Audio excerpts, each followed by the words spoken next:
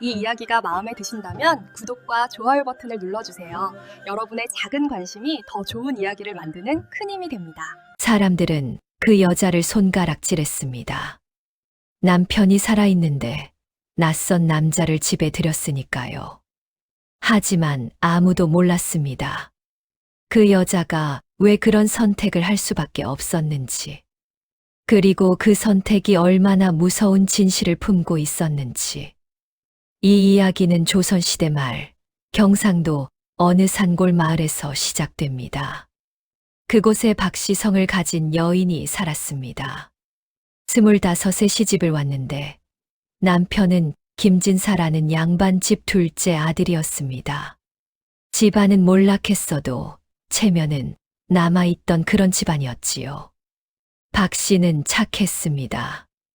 말수는 적었지만 부지런했고 시부모님께 불효하는 법이 없었습니다. 그런데 남편 김진사는 달랐습니다. 밖에서는 양반 행세를 했지만 집에서는 주정뱅이였습니다. 술만 마시면 아내를 때렸습니다. 밥이 짜다고 국이 싱겁다고 옷이 구겨졌다고 이유는 늘 달랐지만 결과는 같았습니다. 박 씨의 몸에는 멍이 끊이지 않았습니다. 그래도 박 씨는 참았습니다. 여자가 시집을 가면 그 집 귀신이 되는 거라고 어머니가 말씀하셨지. 그렇게 속으로 되뇌며 살았습니다. 세월이 흘러 아들 하나를 낳았습니다. 이름은 석이. 그 아이만큼은 귀하게 키우고 싶었습니다. 매 맞고 자란 아이가 되지 않길 바랐습니다. 하지만 김진사는 아들에게도 매를 들었습니다. 서기가 5살 때부터였습니다. 이놈아, 양반의 자식이 이렇게 우냐? 아이가 울면 더 때렸습니다. 박 씨는 그때마다 아들을 감싸 안았고, 그러면 김진사는 아내를 더 때렸습니다. 그러던 어느 날이었습니다. 김진사가 술에 취해 집으로 돌아왔습니다. 그날따라 유난히 비틀거렸습니다. 마루에 올라서더니 그대로 쓰러졌습니다. 박 씨가 달려갔지만 남편은 이미 의식이 없었습니다. 영감님, 영감님. 아무리 불러도 대답이 없었습니다. 마을 사람들이 달려왔습니다. 그리고 말했습니다. 중풍이요. 살아나기 어렵습니다. 그러나 김진사는 죽지 않았습니다. 살아는 있었지만 사람이 아니었습니다. 온몸을 못 쓰게 되었습니다. 말도 못했습니다. 입만 비뚤어진 채 침만 흘렸습니다. 눈만 멀쩡했습니다. 그 눈으로 천장만 바라보고 누워 있었습니다. 박 씨는 그런 남편을 돌봤습니다. 밥을 떠먹이고 대소변을 받아내고 몸을 씻겨 주었습니다. 시부모님은 이미 돌아가신 뒤였고 집안에는 박 씨와 석이 그리고 꼼짝 못하는 김진사만 남았습니다. 사람들은 수군거렸습니다. 저 여자 참 기구하지. 남편 병수발에 애 키우기까지 어떻게 살려나. 그래도 아직 젊은데 말이야. 동정 섞인 말들이었지만 박 씨는 그런 시선도 견뎠습니다. 그런데 문제는 돈이었습니다. 집안에 재산이라곤 없었습니다. 남편이 술로 다 날렸습니다. 농사 지을 땅도 없었습니다. 박 씨는 품을 팔았습니다. 남의 집 빨래를 해주고 김장을 담가주고 마을 잔치가 있으면 부엌일을 거들었습니다. 하지만 그것만으로는 부족했습니다. 남편은 약을 먹어야 했고 아들은 배가 고팠고 겨울이 되면 불을 떼야 했습니다. 그때였습니다. 낯선 남자가 마을에 나타났습니다. 이름은 한돌이. 30 중반쯤 돼 보이는 사내였습니다. 키가 크고 어깨가 넓었습니다. 얼굴은 거칠었지만 눈빛만큼은 맑았습니다. 떠돌이 목수라고 했습니다. 한돌이는 마을 이장댁 사랑채를 고치러 왔습니다. 일을 하는 동안 마을에 머물렀습니다. 과묵했고 술을 마시지 않았고 사람들과 잘 어울리지 않았습니다. 하지만 일은 깔끔하게 해냈습니다. 어느 날 박 씨가 우물에서 물을 깃고 있었습니다. 두레박이 너무 무거웠습니다. 힘을 주다가 그만 손을 놓쳤습니다. 두레박이 우물 속으로 떨어졌습니다. 박 씨는 망연자실했습니다. 그 두레박이 없으면 물을 기를 수가 없었습니다. 부인, 뒤에서 목소리가 들렸습니다. 돌아보니 한돌이가 서 있었습니다. 제가 건져드리겠습니다. 한돌이는 긴 장대를 가져와 두레박을 건져 올렸습니다. 그리고는 아무 말 없이 가려고 했습니다.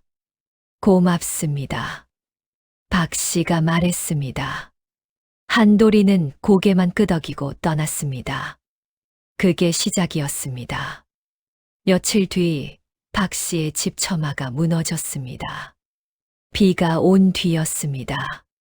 썩은 나무가 견디지 못하고 떨어진 것입니다. 박 씨는 어찌할 바를 몰랐습니다. 돈을 주고 목수를 부를 형편이 못 됐습니다. 그날 저녁이었습니다. 한돌이가 찾아왔습니다.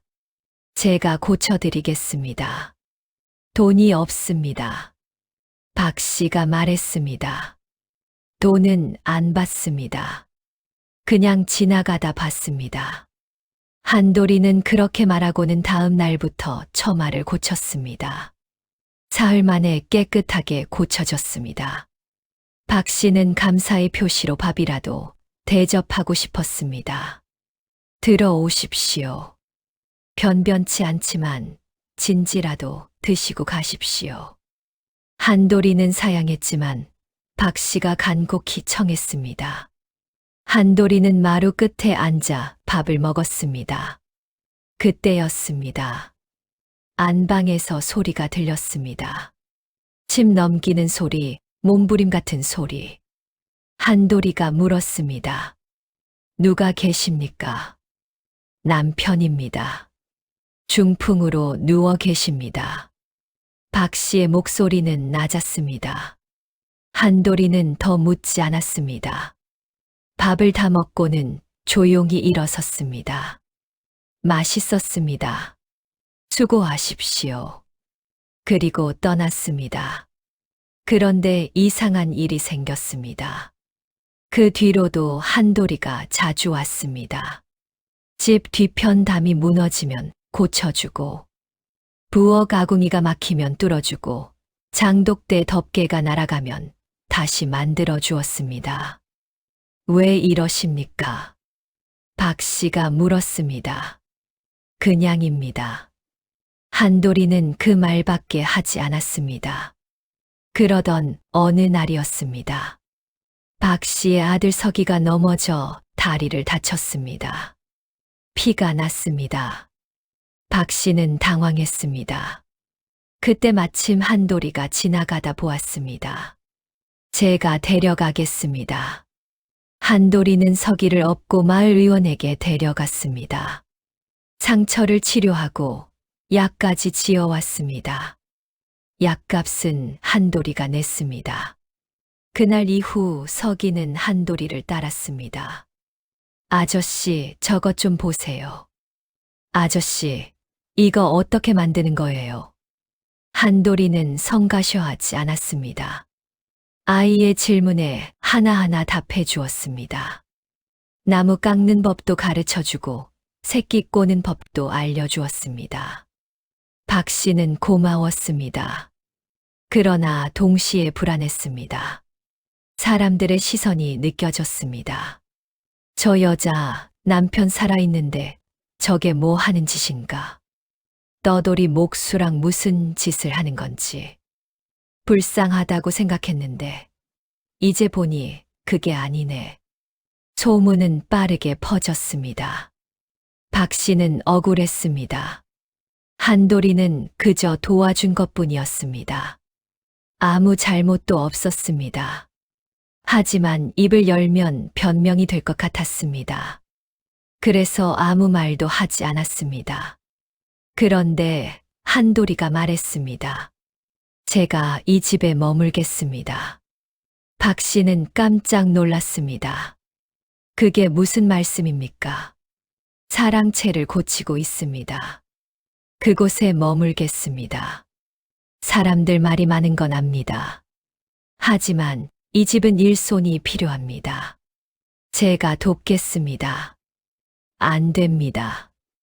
그러면 소문이 더 심해집니다. 저는 괜찮습니다.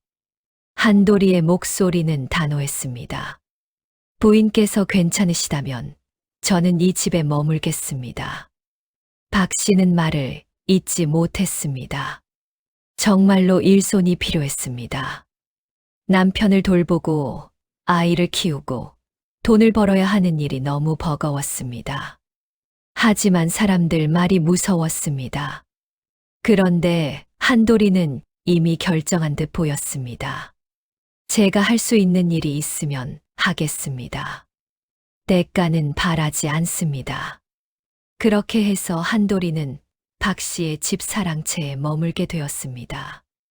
마을은 발칵 뒤집혔습니다. 남편이 살아있는데 남자를 들였다. 저건 음란한 짓이다. 과부도 아닌데 말이 되나. 손가락질이 쏟아졌습니다. 하지만 한돌이는 아랑곳하지 않았습니다.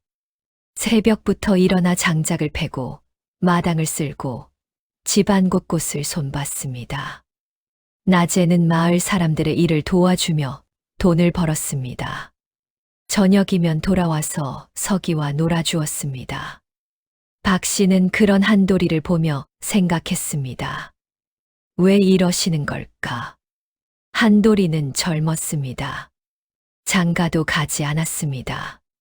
얼마든지 다른 곳에서 다른 삶을 살 수 있었습니다. 하지만 그는 여기 남았습니다. 소문을 감수하면서까지. 어느 날 저녁이었습니다. 박 씨가 물었습니다. 왜 이러십니까? 저희는 남인데. 한돌이는 한참을 말이 없었습니다. 그리고 천천히 입을 열었습니다. 제 어머니도 그랬습니다. 예. 제 아버지도 중풍으로 쓰러지셨습니다. 저는 그때 10살이었습니다. 어머니는 혼자 아버지를 돌보셨습니다. 사람들이 뭐라고 하든 참고 견디셨습니다. 한돌이의 목소리는 떨렸습니다. 그런데 저는 아무것도 못했습니다. 어머니가 얼마나 힘드셨는지 그때는 몰랐습니다. 어머니는 제가 15살 되던 해에 돌아가셨습니다. 너무 고생하셔서 그랬습니다. 박 씨는 아무 말도 할 수 없었습니다. 그래서 저는 생각했습니다. 언젠가 저와 같은 사람을 만나면 제가 도와야겠다고. 제가 어렸을 때 누군가 어머니를 도와줬다면 어머니는 살아 계셨을지도 모른다고. 한돌이는 고개를 숙였습니다. 그래서입니다. 부인께서 어머니와 같아 보였습니다. 박 씨는 눈시울이 뜨거워졌습니다. 그 뒤로도 한돌이는 변함없이 지냈습니다. 그러나 마을 사람들의 시선은 차가웠습니다. 특히 마을 이장의 아들 조 씨는 노골적으로 비난했습니다. 박 씨 집은 이제 체면도 없구만. 저런 여자가 어떻게 마을에 살 수 있나. 조 씨는 원래 박 씨를 탐하던 자였습니다. 예전에 박 씨에게 접근했다가 거절당한 적이 있었습니다. 그래서 더 악의적으로 소문을 퍼뜨렸습니다. 저 두 사람 틀림없이 무슨 짓을 하고 있을 거야. 중풍 환자 앞에서 말이야. 추잡한 말들이 마을을 뒤덮었습니다. 서기도 그런 말을 들었습니다. 어느 날 학당에서 아이들이 서기를 놀렸습니다. 야, 너희 집에 아버지 둘이지. 내 엄마는 나쁜 여자래. 서기는 울면서 집으로 돌아왔습니다. 엄마, 아이들이 나쁜 말을 해요. 박 씨는 아들을 안았습니다. 서가, 엄마는 잘못한 게 없단다. 그럼 왜 사람들이 그렇게 말해요? 사람들은 몰라서 그래. 한돌이 아저씨는 우리를 도와주시는 분이야. 나쁜 분이 아니야. 그럼 아저씨는 왜 우릴 도와줘요? 박 씨는 대답하지 못했습니다. 그날 밤 한돌이가 조용히 박 씨에게 말했습니다. 제가 떠나는 게 낫겠습니까? 아닙니다. 박 씨는 고개를 저었습니다. 떠나시면 안 됩니다. 제가 버틸 수 있는 건 한돌이 어르신 덕분입니다. 하지만 아이가 힘들어합니다. 그래도 괜찮습니다. 서기에게도 이야기했습니다. 진실은 언젠가 드러나는 법입니다. 한돌이는 그 말에 아무 대꾸도 하지 않았습니다. 그렇게 세월이 흘렀습니다. 1년, 2년, 3년. 한돌이는 여전히 그 집에 머물렀습니다. 박 씨는 여전히 남편을 돌봤습니다. 서기는 자랐습니다. 마을 사람들은 여전히 수근거렸습니다. 그러던 어느 해 겨울이었습니다. 김진사의 상태가 급격히 나빠졌습니다. 숨소리가 거칠어졌고 밥도 제대로 넘기지 못했습니다. 박 씨는 밤낮으로 간호했습니다. 한돌이도 도왔습니다. 며칠 뒤였습니다. 김진사가 숨을 거두었습니다. 박 씨는 울지 않았습니다. 슬프지 않아서가 아니었습니다. 너무 지쳐서 눈물조차 나오지 않았습니다. 장례를 치렀습니다. 마을 사람들이 조문을 왔습니다. 하지만 그들의 눈빛은 여전히 차갑했습니다. 이제 저 여자, 저 남자랑 혼인하겠지. 결국 그러려고 한 거 아니었나. 조문객들은 수군거렸습니다. 그런데 예상과 달리 한돌이는 떠났습니다. 장례가 끝난 다음 날이었습니다. 이제 제 할 일은 끝났습니다. 한돌이가 말했습니다. 박 씨는 당황했습니다. 어디 가시는 겁니까? 원래 떠돌이입니다. 이제 떠나야지요. 하지만 부인 고생 많으셨습니다. 한돌이는 그 말만 남기고 짐을 챙겼습니다. 서기가 울며 매달렸습니다. 아저씨, 가지 마세요. 저희랑 같이 사세요. 서가, 이제 내가 집안의 기둥이 되어야 한다. 어머니를 잘 모셔라. 한돌이는 아이의 머리를 쓰다듬었습니다. 그리고 떠났습니다. 박 씨는 그 뒷모습을 바라보며 서 있었습니다. 정말 아무것도 바라지 않으셨던 건가? 마을 사람들은 어리둥절했습니다. 저 남자, 왜 떠난 거야? 결국 아무 일도 없었던 건가? 사람들은 이해하지 못했습니다. 그러나 박 씨는 알았습니다. 한돌이는 정말로 아무것도 바라지 않았습니다. 그저 힘든 사람을 돕고 싶었을 뿐이었습니다. 그로부터 10년이 흘렀습니다. 서기는 장성했습니다. 25이 되었습니다. 총명하고 성실한 청년이 되었습니다. 한돌이가 가르쳐준 목수일을 익혀 작은 가구, 가게를 열었습니다.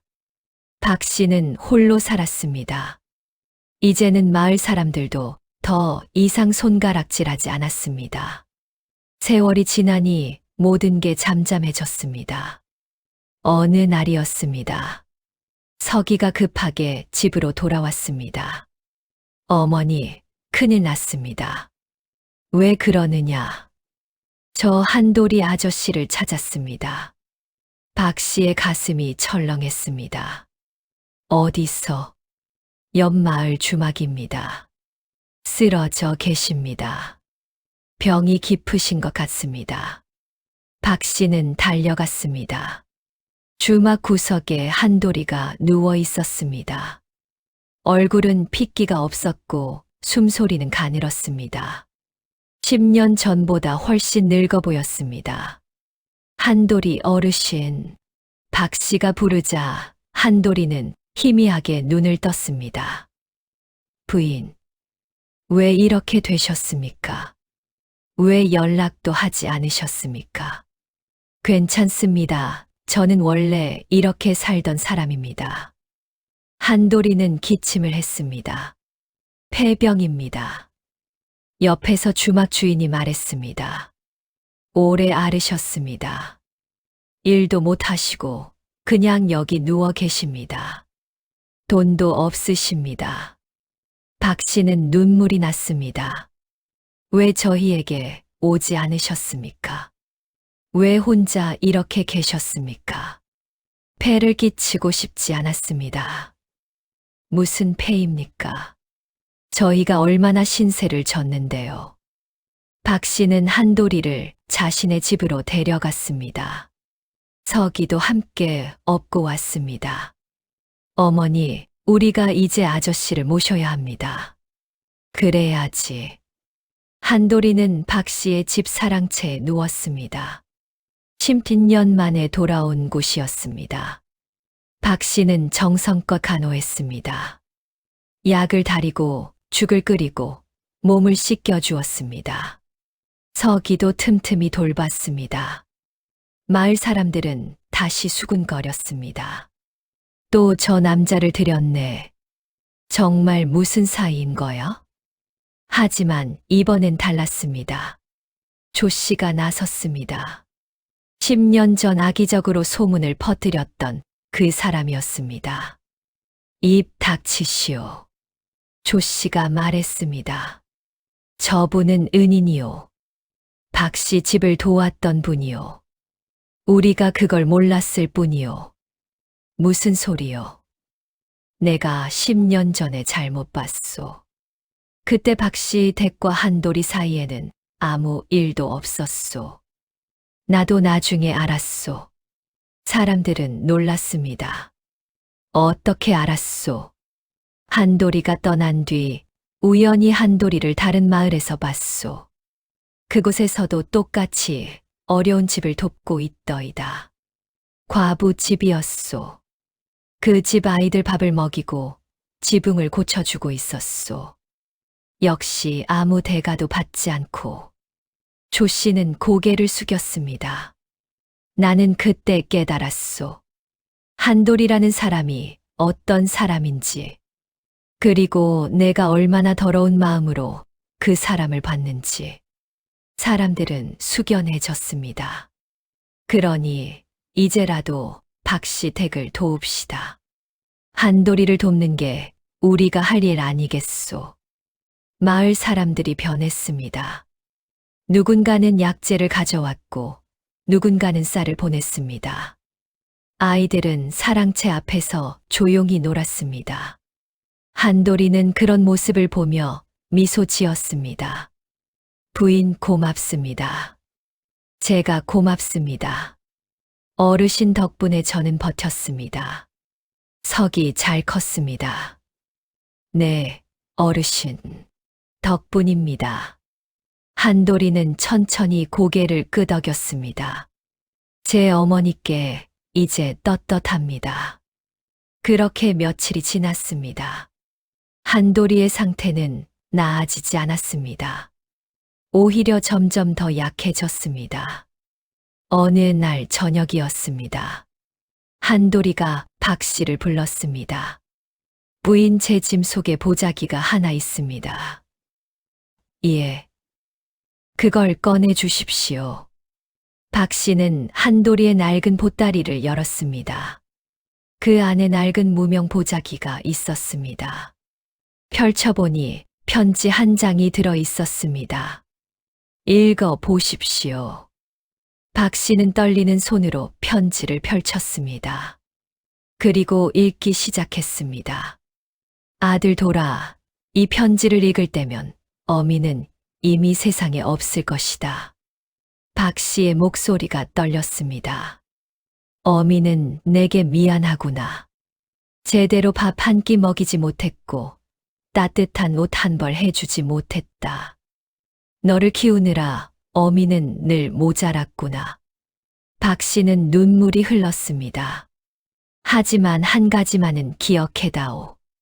어미가 너를 얼마나 사랑했는지, 그리고 내가 자라서 어떤 사람이 되었으면 좋겠는지. 돌아, 너는 착한 아이다. 그 착함을 잃지 말거라. 세상에는 어미처럼 힘든 사람들이 많단다. 내가 할 수 있다면 그들을 도와주렴. 대가를 바라지 말고 그저 도와주렴. 그것이 어미가 너에게 바라는 전부란다. 사랑한다, 내 아들아. 편지는 거기서 끝났습니다. 박 씨는 편지를 내려놓고 한돌이를 바라봤습니다. 한돌이는 눈을 감고 있었습니다. 얼굴에는 평화로운 미소가 있었습니다. 그래서 그렇게 사신 겁니까? 박 씨가 물었습니다. 어머니와의 약속이었습니다. 한돌이의 목소리는 가늘었습니다. 저는 제대로 지켰습니다, 어머니. 그날 밤이었습니다.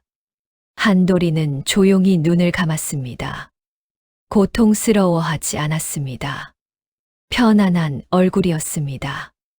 박 씨는 그 옆에서 밤새 앉아 있었습니다. 고맙습니다, 어르신. 정말 고맙습니다. 장례를 치렀습니다. 마을 사람들이 모두 모였습니다. 10년 전과는 달랐습니다. 모두들 진심으로 슬퍼했습니다. 좋은 분이셨소. 우리가 그분을 오해했소. 부끄럽소. 사람들은 고개를 숙였습니다. 한돌이를 마을 뒷산에 묻었습니다. 박 씨 남편 김진사의 묘 옆이었습니다. 서기가 비석을 세웠습니다. 의인 한돌지묘. 박 씨는 그 앞에 무릎을 꿇었습니다. 어르신, 이제 편히 쉬십시오. 어머니께 가십시오. 그로부터 세월이 또 흘렀습니다. 박 씨는 서기 내외와 함께 살았습니다. 손주도 생겼습니다. 평화로운 노년이었습니다. 서기는 아버지가 되었습니다. 어느 날 서기의 아들이 물었습니다. 할머니, 저 산에 있는 무덤은 누구 거예요? 좋은 분이시다. 박 씨가 대답했습니다. 어떤 분이세요? 은인이시다. 할머니가 힘들 때 도와주신 분이시다. 왜 도와주셨어요? 박 씨는 잠시 생각했습니다. 그리고 말했습니다. 대가를 바라지 않고 사람을 돕는 게 진짜 선함이란다. 그분은 그렇게 사셨단다. 아이는 고개를 끄덕였습니다. 저도 그렇게 살고 싶어요. 박 씨는 손주를 안았습니다. 그래, 그렇게 살 거라. 그게 한돌이 할아버지께서 바라시던 거란다. 마을 사람들은 이따금 그 이야기를 했습니다. 박 씨 댁에 있었던 그 남자, 기억하시오? 한돌이 말이오? 참 기특한 사람이었소. 우리가 오해했었지.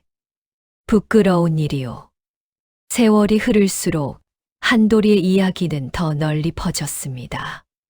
이웃 마을에서도 그 너머 마을에서도 사람들은 한돌이에 대해 이야기했습니다. 대가 없이 사람을 도운 의인이 있었다더군. 그런 사람이 요즘 세상에 어디 있소? 옛날에는 있었다오. 그리고 사람들은 말했습니다.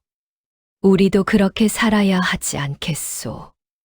박 씨는 80이 넘어서까지 살았습니다. 죽기 며칠 전 서기에게 말했습니다.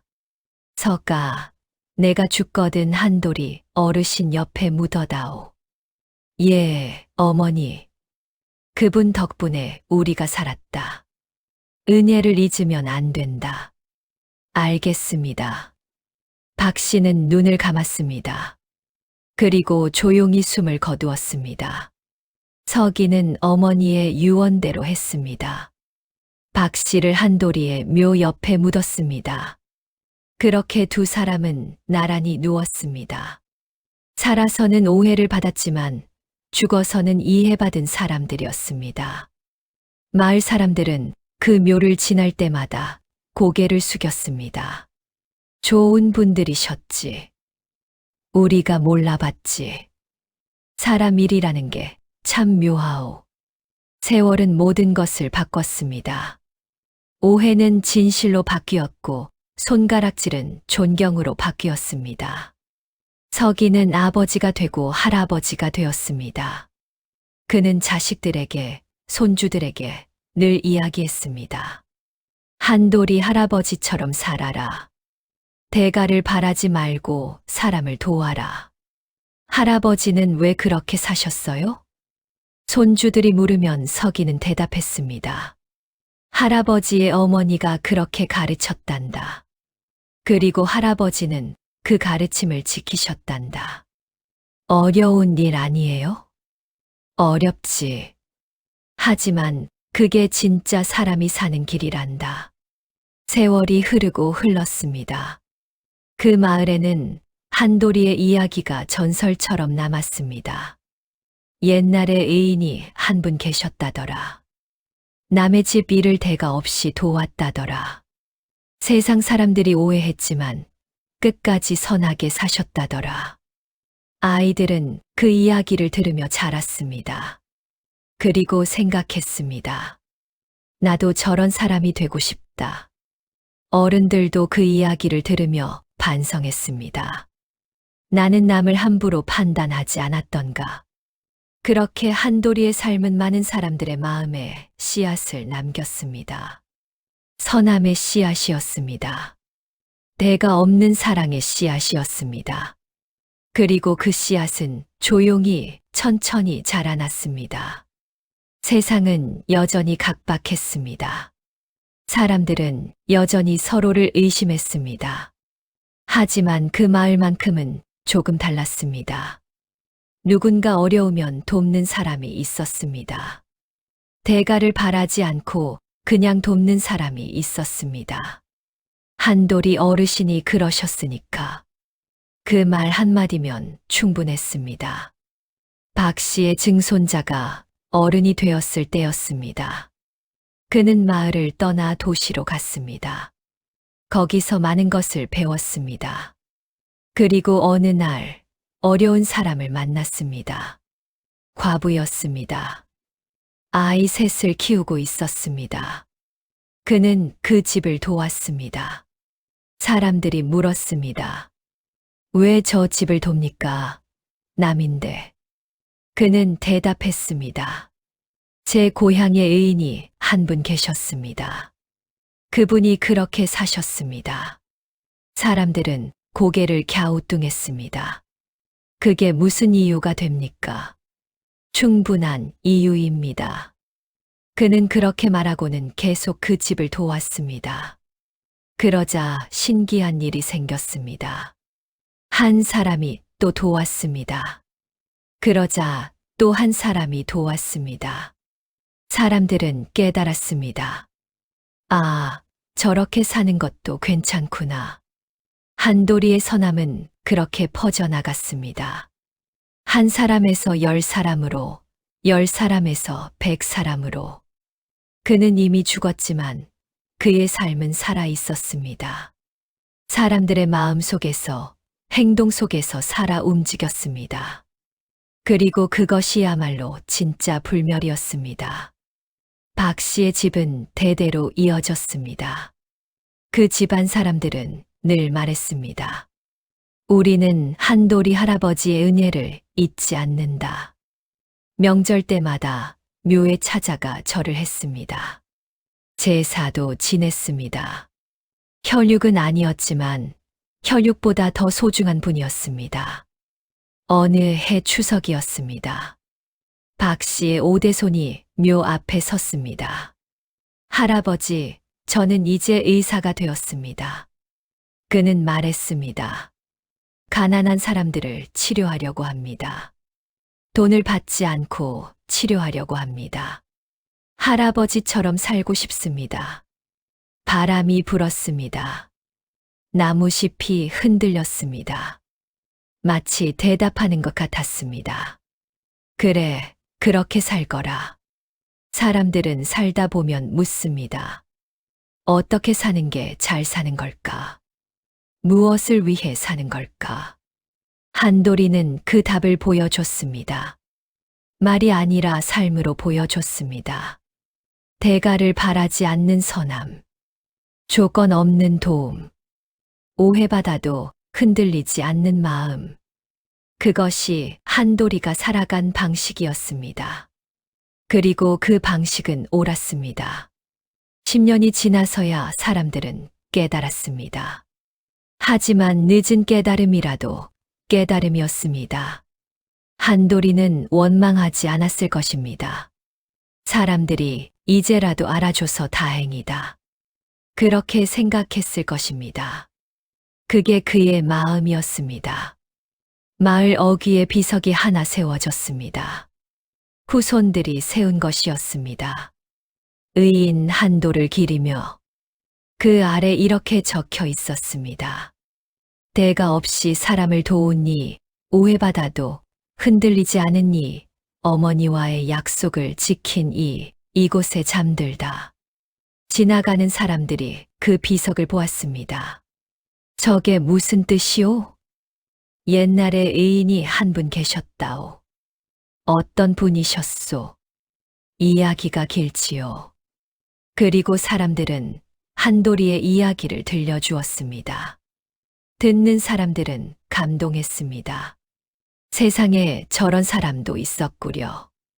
우리도 저렇게 살아야 하지 않겠소. 그렇게 이야기는 계속 이어졌습니다. 세대를 넘어, 마을을 넘어, 시대를 넘어. 한도리는 죽었지만 죽지 않았습니다. 그의 이름은 사라졌지만 사라지지 않았습니다. 사람들의 기억 속에, 마음 속에, 삶 속에 살아 있었습니다.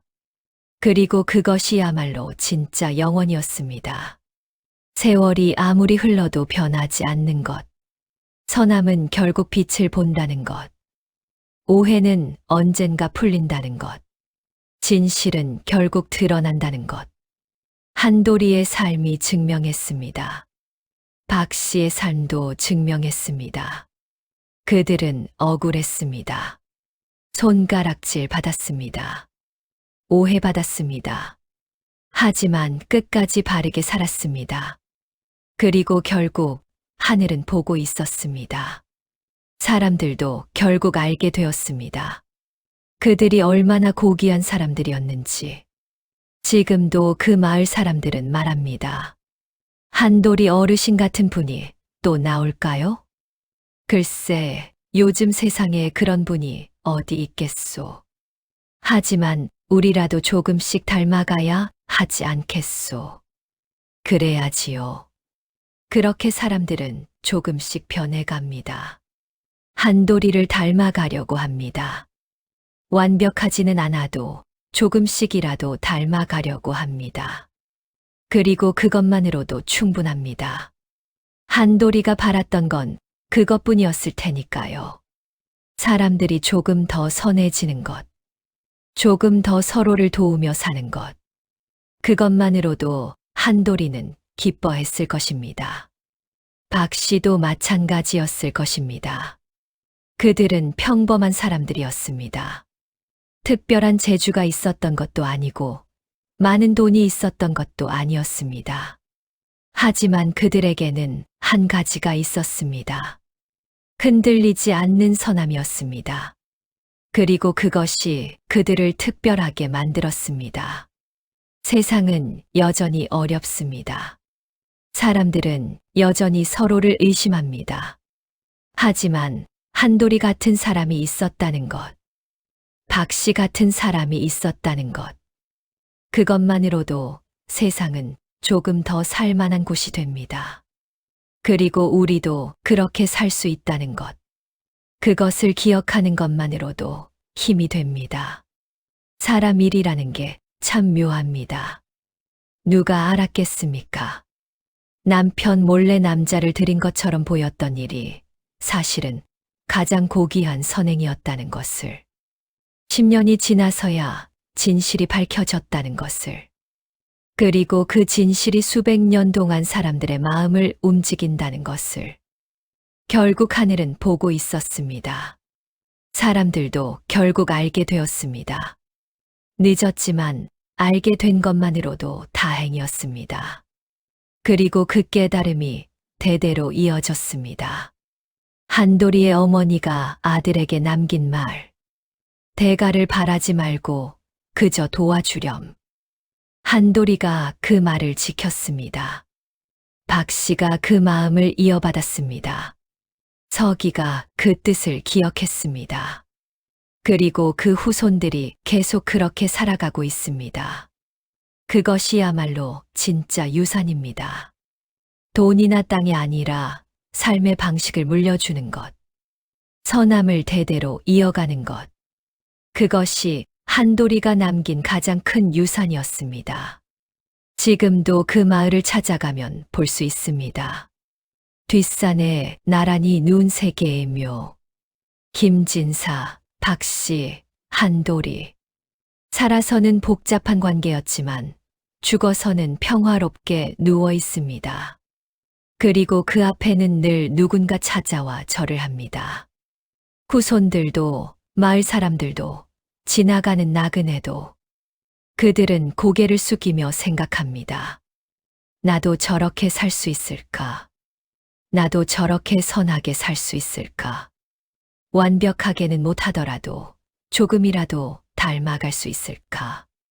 그렇게 생각하는 것만으로도 충분합니다. 한돌이가 원했던 건 그것뿐이었을 테니까요. 사람들이 조금 더 나은 사람이 되는 것. 그것만으로도 한돌이는 웃고 있을 것입니다. 저 하늘 어딘가에서 어머니와 함께. 어머니, 저 잘 살았지요. 그래, 잘 살았다. 고생했다. 내 아들아. 그런 대화를 나누고 있을 것입니다. 그리고 이따금 저 아래 세상을 내려다보며 말할 것입니다. 사람들이 변하고 있습니다, 어머니. 조금씩이지만 선해지고 있습니다. 제가 조금이나마 도움이 되었다면 그것으로 충분합니다. 그렇게 한돌이의 이야기는 끝이 납니다. 하지만 진짜 끝은 아닙니다. 이야기는 계속됩니다. 당신과 나를 통해서 우리가 한돌이를 기억하는 한, 우리가 조금이라도 그를 닮으려고 하는 한, 한돌이는 죽지 않았습니다. 그는 우리 안에 살아 있습니다.